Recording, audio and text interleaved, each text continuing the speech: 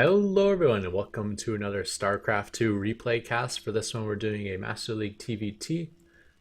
Myself as the red Terran in the top right against another Terran by the name of Typic in the bottom left. So my goal for this video is to talk about a few things. One is kind of the basics between playing the long value game rather than the standard tempo game. And then I also want to talk specifically about Raven versus Raven. I did this a little bit in my previous video on the rapid fire hotkey because the shortened auto turret and the lack of PDD and the new Seeker missile especially, the anti-armor missile, really changed the dynamic and the way Ravens interact with static defense and the way Ravens interact with other Ravens. They even have a strong effect against battle cruisers as well. So things have kind of changed in the end game, and I thought this was one of my better games at really showing kind of like the skill edge you can have with when you're using the same composition as your opponent, where you're both going Ravens. Yeah, so I'm just doing my standard opener, which is gasless fast expand. So we're going barracks on no gas, taking our expansion. Placing this barracks here, this one Hex is the only place that Reaper can jump up, so this does block the jump. Getting a bunker after the barracks is done, orbital, and then a supply depot and double gas. I find this to be like the fastest way to get an expansion and still be safe. Obviously you could go command center first, but then a Reaper arrives and you have nothing, so yeah, this way is a little better.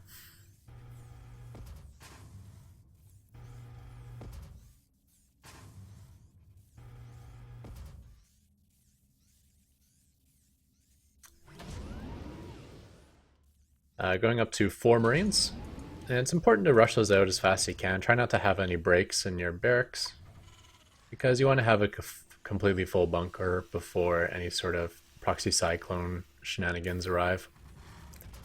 After double gas, going engineering bay. And then the next thing you want to think of is your gas expenditure, and I go factory and then high sec auto tracking, so my missile turrets give me better defense, and then planetary fortress. If you're really worried about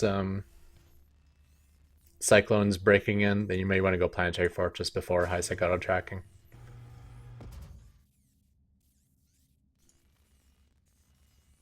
Because the high sec really, it'll help kill a Banshee, but it doesn't really help at all at zoning out the Banshee. The main purpose of the high sec auto tracking is to kill drops, help kill drops that come into your base and might get by otherwise.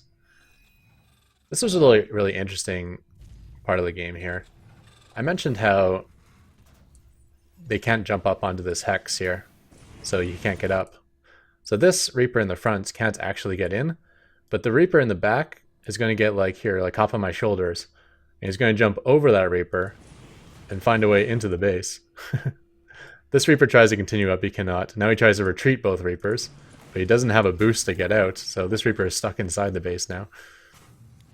It's a little interesting thing I noticed there. So if you want to Reaper all in on this map and the guy blocks this with one structure, I guess you could just idle one Reaper here and just use it as a piggyback to get all the other Reapers in.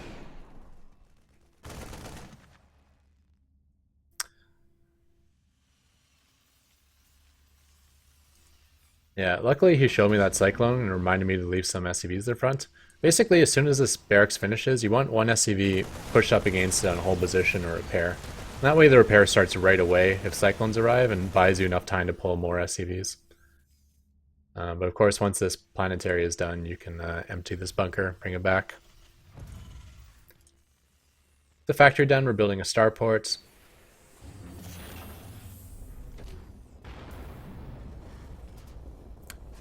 With the Reaper dead, I'm going to move this barracks back to help finish off the wall, and a bunker at the top of the ramp once you get rid of this bunker, in case he runs by your planetary fortress. Should be building an add-on here. The goal is you want your second and third starports tech labs to finish when your first starport has the Corvid reactor 2/3 of the way complete. That way you can start up 3 Ravens right away, and all 3 will have Corvid reactor done by the time it finishes. Unfortunately, he did catch me a little off here. And was able to pick up quite a few worker kills. But the rest of his early aggression didn't really pay off, so at 9 workers he killed, just brought him back to even, which is fine. Especially as we've been mining longer and teching up faster and have our 3rd and 4th gases sooner.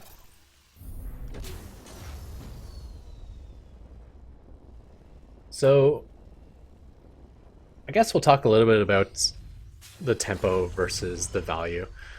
I'm playing straight for the value game, as you can see. I'm just turtling in, going straight to what I want for my endgame composition, which involves like a lot of ravens, unless he builds something that's good against ravens, like Thor's.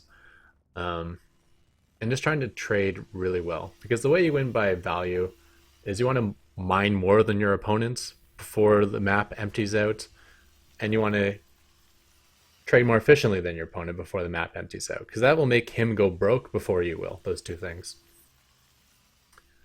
For the tempo player, it's all about getting that lead and just pushing that lead into victory. So he's looking to either get ahead on economy to build more army, or to hamper my economy to get more army, and then to use that more army to just flat out win the game. And there's a lot of upsides to the tempo play, and that's why it is the standard. First of all, like in a game like this, he'll have full map control. So he's got like his little scout units out on the map. In this case, it's just a Banshee, but it could be more. He gets all the scouting information every time. Like he can see if I'm moving out. Anytime he does anything aggressive, he'll get vision on like what I have defensively. Because even if he just attacks the front, I need to defend with something. And when I defend with it, I'm showing him what my army composition is. A lot of times when I see people having trouble with value player or turtle players, they always ask the question, you know, I lost this guy, how do I break this turtle player? And I feel like the problem with that question is you're asking the wrong question. Because if you're trying to break someone who's turtling, you're actually playing into his strength. Because his strength is his defensive posture. And there's so many weaknesses to the person who's turtled. For instance, if you just want to play endgame yourself, you can be way more greedy. You know he doesn't have an army to move out to kill you. So you can go and just take 2, 3, 4 more bases than him. Make them orbitals so you can get even more income, and build up to the endgame composition that he's building towards, only you get there much faster because you have this giant economy supporting it.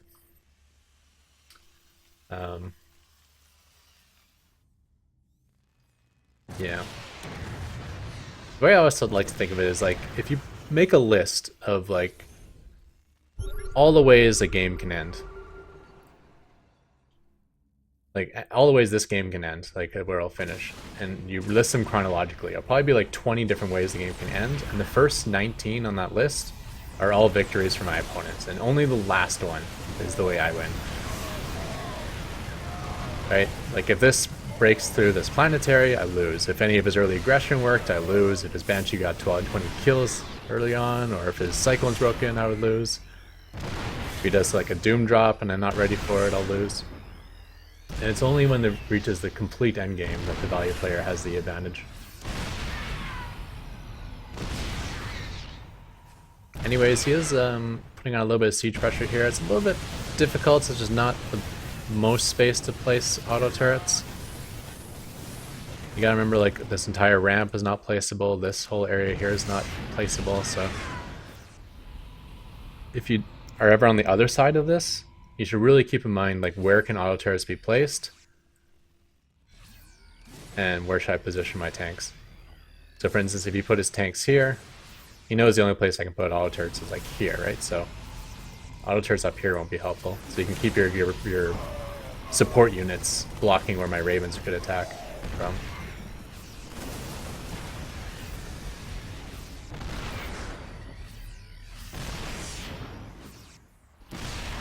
Yeah, so now to kill this tank, I'd have to place auto turrets like right there, which is like right on top of his defensive units.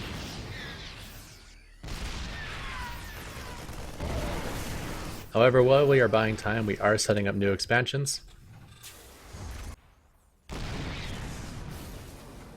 He's doing a lot of macro himself at home. So we're both kind of just idling, even though it looks like a really active attack. There's really not much going on either side. We're both just kind of macroing behind and accepting this damage. I'm going to bring my Ravens in from behind, again, just because there's more area for these auto turrets.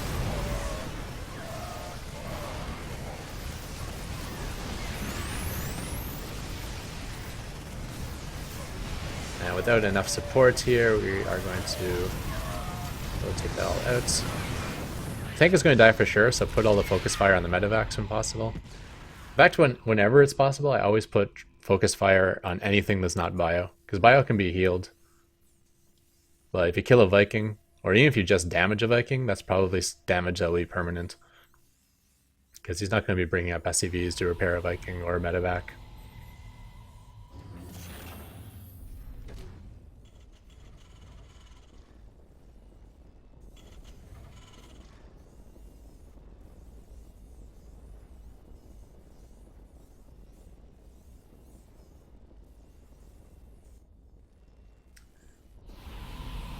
So this is the point in the game where I feel comfortable, and whenever you feel comfortable, this is a habit I haven't made for myself, build a fusion core. Like, this is the time in the game I really should be building a fusion core. Because the one thing you do have to worry about is a transition to Thors. Thors are great versus everything I have. They're great versus planetaries, they're great versus auto turrets, they're great versus the anti-armor missile. They're a little bit vulnerable to interference matrix, but they get to fire their volley before the interference matrix. And then the one thing they're insanely good against is Ravens. They do a crazy amount of damage to light units in the air, plus they have splash damage. Right here, I did send, if I can back up a touch. I did send out an SCV, and I heard these rocks going down. So luckily, I heard that because I didn't have any sensor towers up yet. I'm just kind of building them now to get some vision. But I knew he was coming this way, and I was able to prepare for him.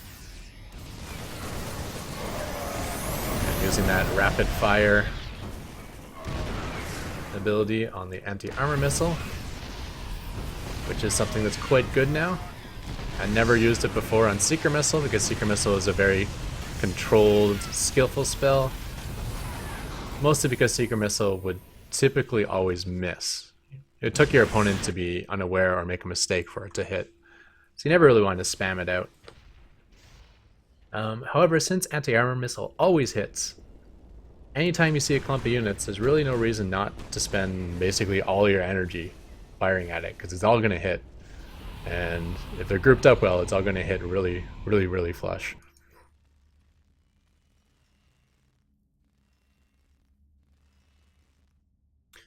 So continue to expand, and now I'm kind of like setting up for the end game.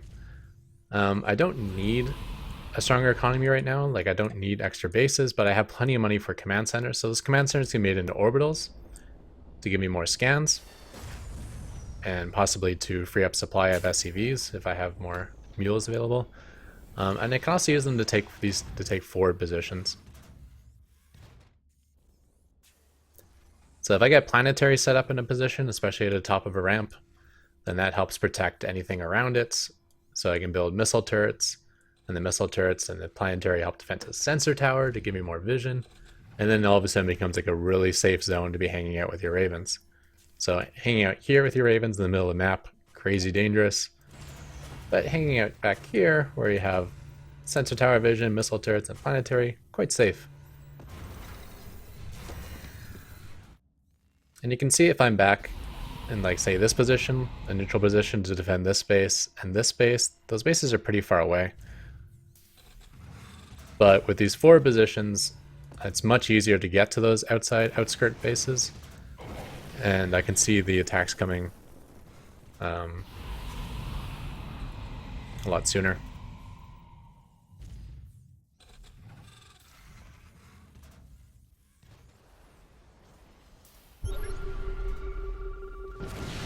So this is all visible within my sensor tower, so I'm completely ready for this. And he's kind of going through a choke point, and he just stimmed everything. And we are going to teach him that the combination of all those things is not good versus full energy ravens.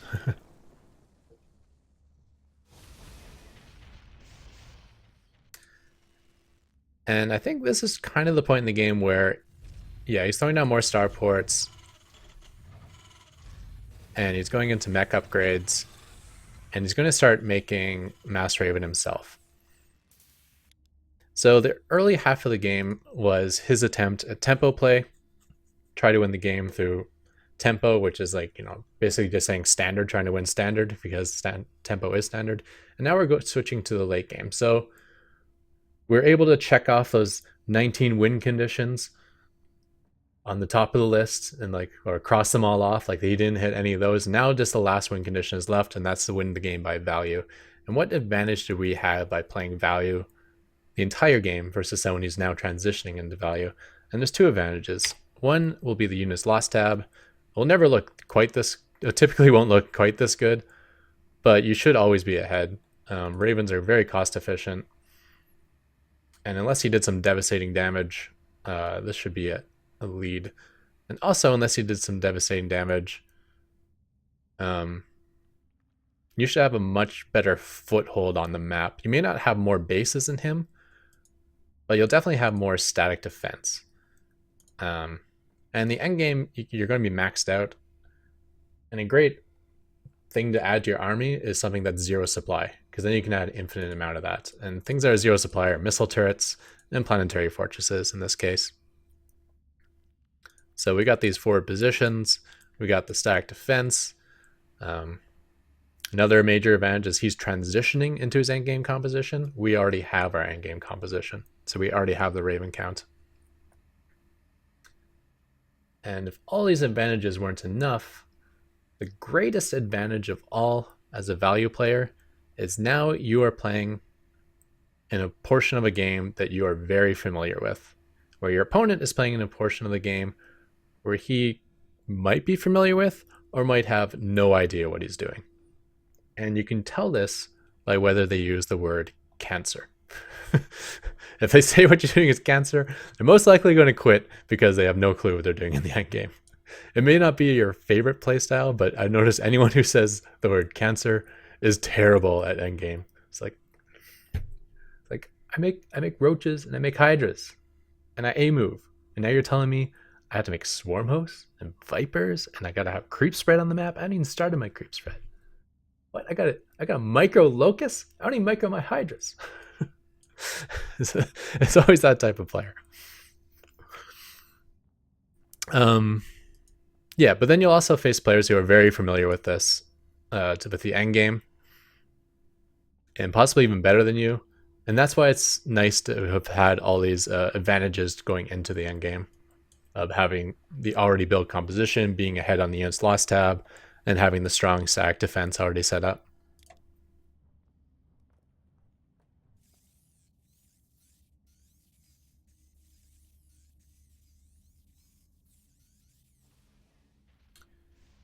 So we're going to be facing Raven versus Raven. And in the past, Raven versus Raven was kind of like an in and out thing, where the Ravens would come towards each other, they would cast Seeker Missiles, and then they retreat, and the Seeker Missiles would fizzle out. And that you just kind of repeat that process. And whoever could gain ground by throwing down auto turrets and getting out Seeker Missiles to force your opponent back, and retreating from your opponent's Seeker Missiles, would be the one making forward progress. The auto turrets can push through all the static defense. It can kill orbitals, it can kill planetaries, it can kill missile turrets and kill sensor towers, all those really strong static endgame things.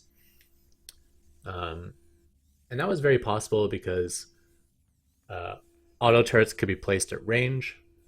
PDD could protect you from your opponent's static defense, or Vikings if they happen to have a Viking Raven mix. And Seeker Missile would never actually do any damage unless you chose to let it do damage or made a mistake. Because, everything can retreat from Seeker Missile. The majority of the Seeker Missile's lifespan, even off-creep queens were fast enough. When Seeker Missile got that big range buff, then everything except Broodlords was fast enough to retreat. So even like classic slow units like Tempests and Carriers and Battle Cruisers and Thors were quick enough to retreat from Seeker Missile. But now with the anti-armor missile, it hits. You see a target, you cast it, it's hitting that target, like 100%. So I guess I spoke about this a lot in my last video. If your cluster of ravens sees another cluster of ravens, it'll spit out all of its anti-armor missiles. And that other cluster of ravens, its only response, it can't retreat or split or anything. Its only response is to spit all of its anti-armor missiles back. So it ends up being a lot of Raven versus Raven wars that are just kind of... It's hard to find the advantage, right? Like, anytime you get a good attack on him, he'll get the same attack back on you, and everything just dies. Or you both sit behind static defense and ends up being like a Velo versus the Riddler, or nothing dies. Because not only without the ranged auto turret and the PDD, it's really hard to break through things like missile turrets. Also, anytime you approach your opponent's side of the map, especially when he has sensor towers, you're risking getting lambasted by anti-armor missile, which is not dodgeable.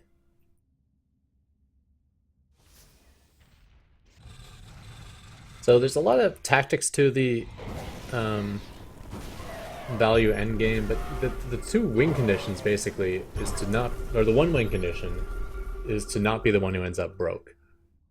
And there's two ways to do that. One is to trade efficiently, so you want a really good units loss tab, and the other one is to mine more than your opponent. So another thing you can go for, which I'm doing here, is try to establish more than half the map. So I'm taking this base in the south, which is one of the contested bases, and this is the other contested base, and this one is like really set up well for me to take. I don't feel too rushed because I have like full vision of it with a sensor tower. I got this whole high ground, like peninsula that sticks out in front of it. I've forgotten your name on YouTube, but this was actually an idea I never even thought of until someone mentioned it. So thank you so much, YouTube viewers. You can interference matrix the ghost and it cancels the nuke, and they lose that 100 gas and 100 minerals. Nuking is something you see often in the endgame from pro players like Maru, like a god of endgame Terran, uses the Ravens, and he uses nukes, but nukes are used oddly enough for tempo, even though it's the endgame. Rarely does the 100 gas of a nuke actually do 100 gas worth of damage. So it's mostly about putting on pressure, taking the attention away from your opponent, maybe even like blowing through a base, like taking out one of his 4 bases they'll never be able to retake again, denying all that extra gas, and maybe setting up opportunities to catch him off guard with your actual army.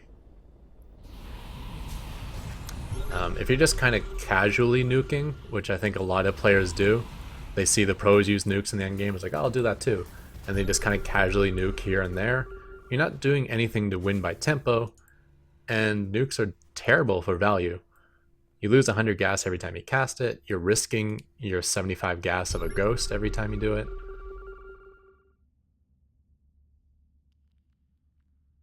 So I do not recommend using nukes at all in the endgame, unless you're going to be putting on constant pressure.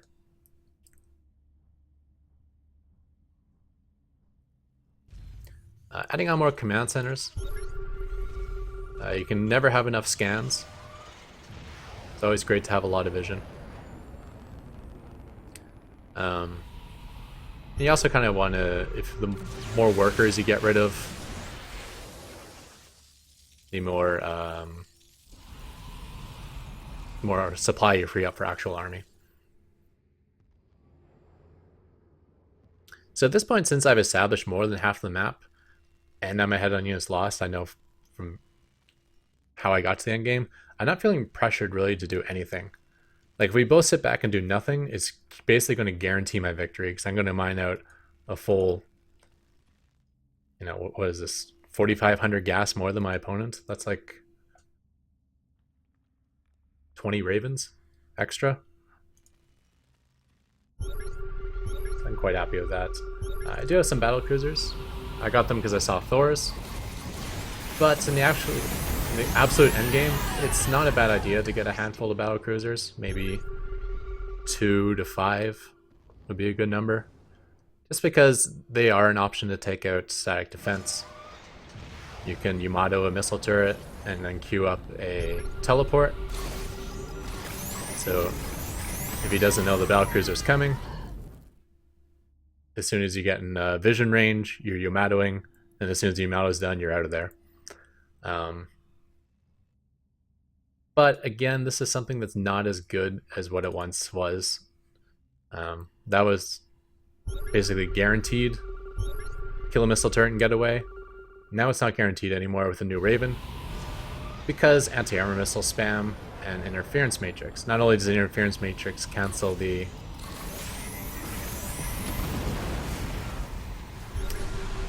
Yamato cannon, but it prevents the teleport as well.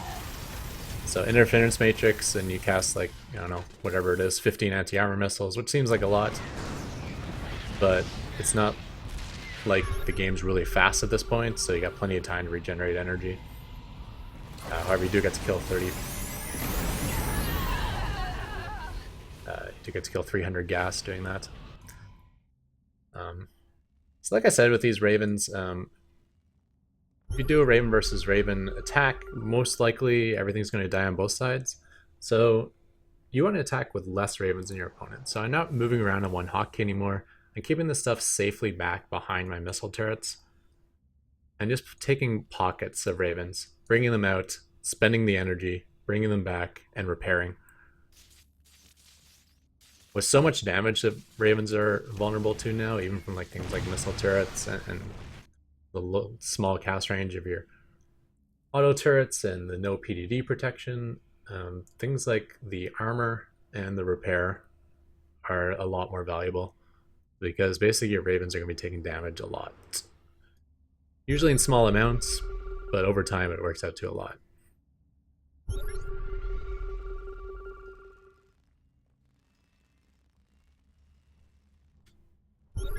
If you look at my opponent, you can see there's some issues with what he has. First of all, his battlecruiser count is probably too high.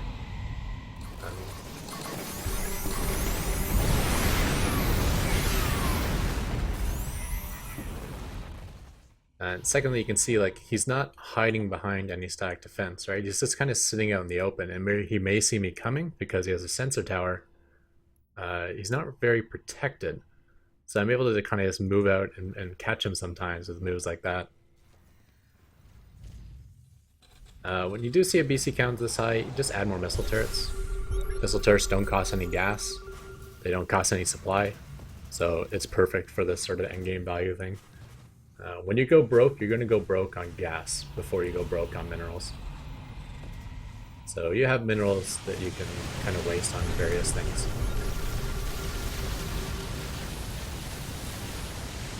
Throwing down auto turrets before the missile turrets are complete is one way you can kill a missile turret without taking damage from it.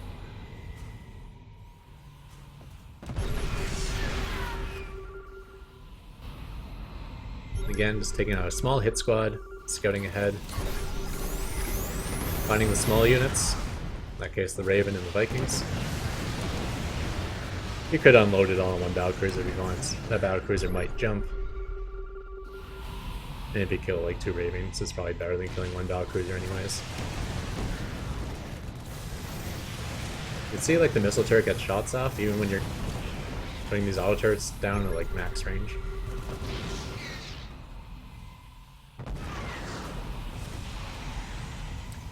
Static defense is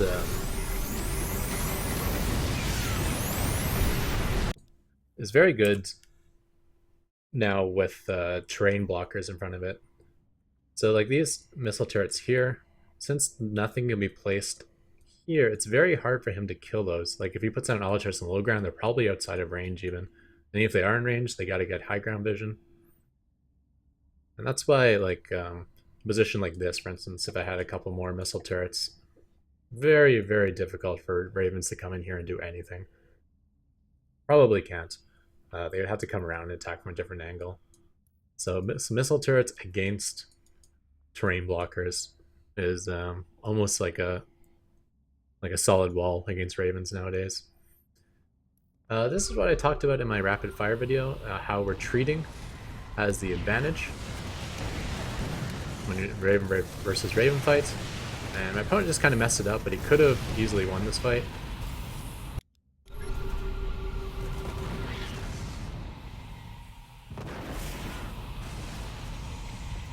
So here we go, I'm chasing him, and he's retreating. And what he can do is just keep retreating all the way back to here, and that way I'll never catch up to this clump. Like, just say these ravens are already, they're already queued up to spam Seeker missiles all over this. So, and then as he's retreating, he starts casting Seeker missiles on me. So anything that I have targeted on these that fly far away will never get in range. And anything I have targeted on his ravens that are shooting at me will shoot at individual ravens, because these individual ravens peel off to fire their Seeker missile, their anti-armor missile. So you can see if he kept retreating, it would be this one, and this one would be the only one sitting back here. The rest would still be far away. Fortunately, he did not retreat enough, so this ended up being actually a clear victory for me. He lost a big patch of ravens. We took a lot of damage, but what am I shooting at? Killing my own battlecruiser. I took a lot of damage, but I don't think I lost any ravens. Maybe one. I still probably got to spend over 200 gas repairing to get those ravens back to full energy, or back to full health. But still a clear win.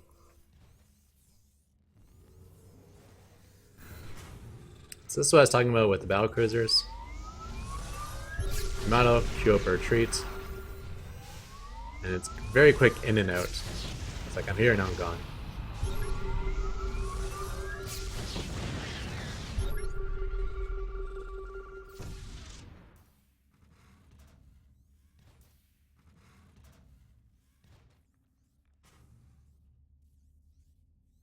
Siege tank's not a bad idea, just at 4 positions. Helps shoot at auto turrets, helps defend against ghosts.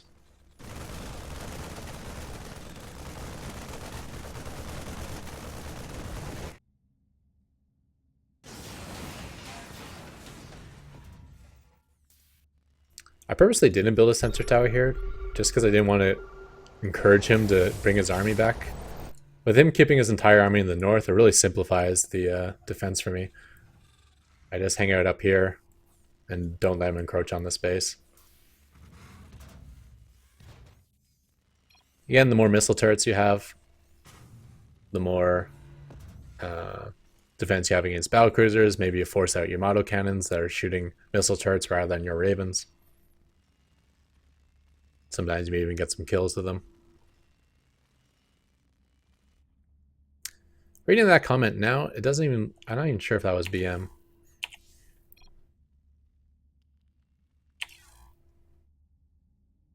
I never respond to BM, and I finally responded to someone, and he may not have even been BMing me.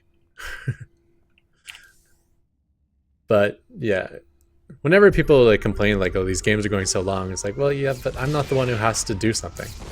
I have the game guaranteed. I have the guaranteed victory unless you do something to me. So do something to me or leave the game. Like, those are your 2 options. My win condition's already been achieved. Unlike other win conditions, like 12 pooling and killing all the person's probes with your Zerglings, that win condition actually gets you in the game, because if he sticks around, you just finish off the final buildings. Here the victory is more or less assured, but the game still has to go on. I have to slowly pick away at him. And he can't be too crazy. Like, people don't understand this value game. You realize, like, oh, you got a big bank, right? Like, you got... Oh, okay, I got a crazy big bank. But you should just, like, max out and go. And it's like, okay, well, if you can't go with ravens, so what I'm going to do, kill off all my ravens? And then max out on units to go, which are going to trade in efficiently. Like, this is... With this big of a bank, it'll still probably work. But you're basically doing the one thing... The one chance he has of coming back in the game, you're giving that to him. By allowing him to have the more value-centric composition and to hold off waves of attacks.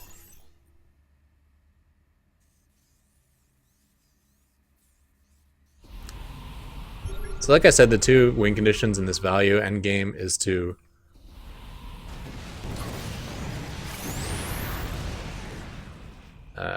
mine more than your opponent, or to be more efficient than your opponent. But you don't always get both of those. Sometimes you only get one. Sometimes things didn't go well for a lot of the game, and you might be behind in units lost. Sometimes he might have taken more than half the map, and you're just kind of stuck in a position where you can't do anything about it. And that's where things become a little bit more difficult. I've had games where I got kind of like stuck in a corner. Like I got maybe my 5 or 6 bases, and then he got the other 9. And I'm like, I'm just struggling to stay alive the whole game, but I know as long as I'm like super efficient, maybe I can actually win on this few bases. Because I know I'm like already 30,000 ahead on units lost. He's just been streaming bailings into me all game.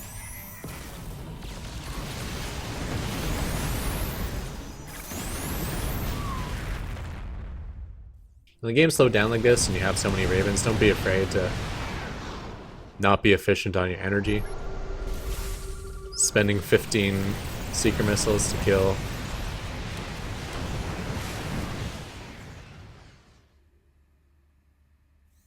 kill a battle cruiser is still worth it. You'll get your energy back eventually. He will not get his 300 gas back. However, while I was killing that battle cruiser, he was able to sneak up on me. I wasn't watching the mini-map, so I didn't see this arrive. There's not that much turrets from the south.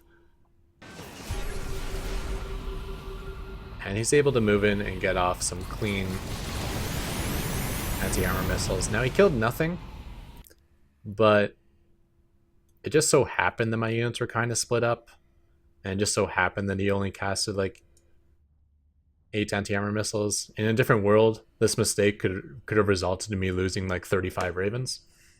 So you gotta remember, you gotta make sure that your safe zone for your ravens are actually safe. Because just because you have a couple missile turrets in front, ravens can fly over a couple missile turrets and to seeker you down.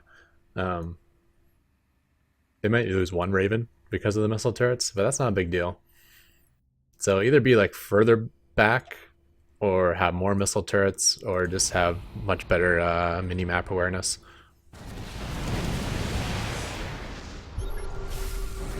Anyways, he tries it again. This time I'm actually paying attention and retreating.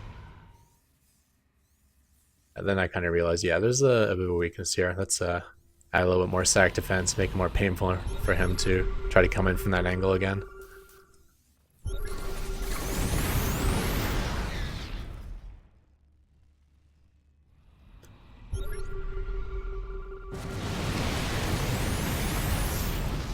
So these small hit squads of ravens, you definitely do not want to be using the select all army hotkey at the end of the game, or having all your ravens on one hotkey. Because flying around with 40 ravens won't do any more damage than flying around with 8, but it does mean you can lose 40 ravens instead of only being able to lose 8.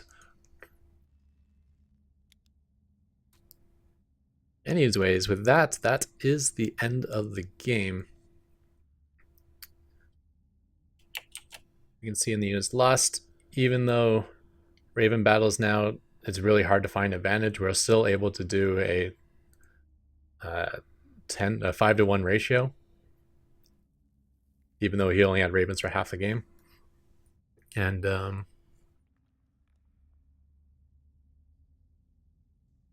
yeah, so there's still some skill involved. Obviously, if I ever had any say in what goes on with Blizzard, this anti-armor missile is terrible for the game. It's terrible. It's better than having nothing at all. Because if you just get rid of it, then that means Terran has no end game, which you can't have that. It doesn't seem like Blizzard understood that, though. They still want to make Raven a support unit. It's like, yeah, okay, you can do that, but then you've taken the one value unit that Terran has and removed it. So you gotta give me something back. Like either make Battlecruiser actually a value unit, which it's not, like the carrier is, or something along those lines. 10 hit points to the Viking. which is what their compensation was, would not have helped Terran in the endgame, because the Viking's not really an endgame unit. It's definitely a good unit. It has its usage in different places. But in maxed out armies, the more maxed out you get, the more useless Vikings are. And the more vulnerable they are to splash damage as well. Like things like Psystorm and Parasitic Bombs. I forget where I was going with this. Yeah. But anyways, the old Seeker Missile, much, much better. A lot of skill involved in deciding how to use it and when to use it and how much of it to use. And a lot of skill involved in avoiding the damage, because you can always retreat from it. Or you can retreat just the units that were targeted and continue forward. Or you can split to try and negate the damage because you want to keep your army in that forward position. It's a lot of choices. I think the power level is very similar. The Seeker Missile before did more than 6 times the damage of the new anti-armor missile. That's a lot more damage. But that's more like that's made up for by the fact that the new anti-armor missile always hits. If you see a clump of units, you can kill that clump. Like it's already, if it's already clumped up, it's too late. There's no after the fact splitting that's effective. And there's no making it fizzle out. So yeah, that guaranteed hit really dumbs down the Seeker Missile, or dumbs down the anti-armor missile. I guess the one plus side to this is it's equal strength at all levels of play now. Like maybe at the pro level, it was pointless to use Seeker Missile versus anything except Broodlords because everything can retreat from Seeker Missile. Whereas in the lower leagues, maybe Seeker Missile was the most overpowered thing in the universe because it would just blow up all entire armies all the time because your opponents didn't know how to react to it. So you could have that discrepancy in power level based on level of play, where this new anti-armor missile is equally good at pro level as it is at noob level.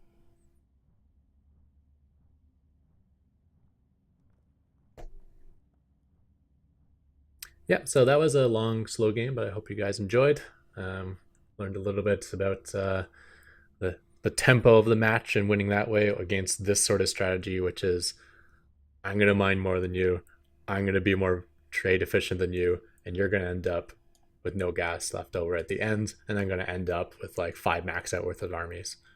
Best case scenario, but even if you end up a little bit ahead, you'll end up with the victory. And yeah, I learned a little bit about the Raven versus Raven now that the anti-armor missile is in the game. Yeah, so thank you everyone for tuning in. I'm out of here. Goodbye.